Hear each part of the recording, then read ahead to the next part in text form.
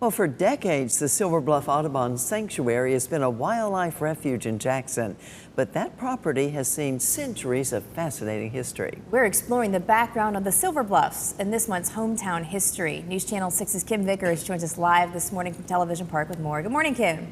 Well, hey guys, good morning. The Silver Bluffs may have seen Europeans before any other part of the CSRA. It's said that a famous Spanish explorer visited the Silver Bluff area as he traveled up the Savannah River in what he believed to be a new world. Hernando de Soto was a Spanish conquistador who is believed to have led the first European expedition through what is now the southeastern United States. Lauren Virgo is the executive director at the Aiken County Historical Museum. She tells me the legend goes that de Soto stopped at the Silver Bluffs because they sparkled in the sunlight. He believed there was gold or silver there, but he was wrong. A lot of that is pyrite or mica, flinting, or glinting in the area.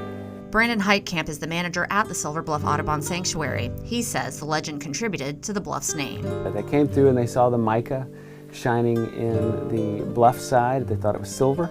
It's one of the ways it got its name. In the 16th century, George Golphin, an Irishman, came to America and acquired about 400 acres of land at Silver Bluff, which he established as a trading post and later a plantation. Golphin became well respected among the Native American tribes, learning their language and trading with them. Before long, the American Revolution came to the South. Because of his relationship with the Creeks, Golphin was appointed Indian Commissioner. And was actually instrumental in keeping the Creek Indians from siding with the British during the American Revolutionary War.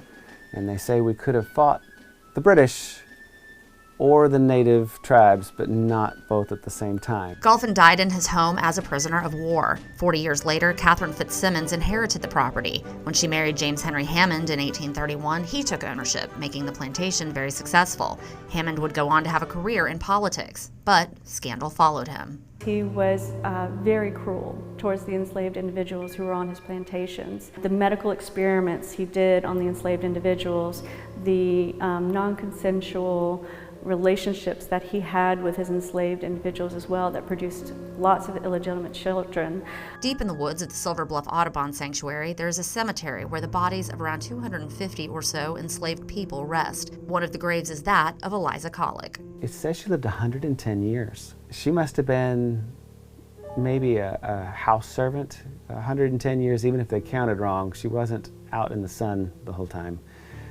Pretty remarkable age now, let alone in the early 1800s.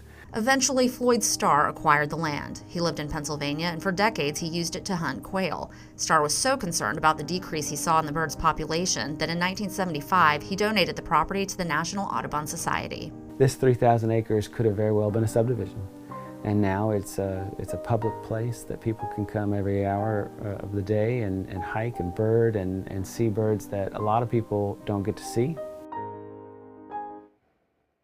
For more on the very long history at Silver Bluff, including the legend of the Spanish conquistador and a Native American queen, just head on over to WJBF.com. That's just part of your hometown history. Back to you.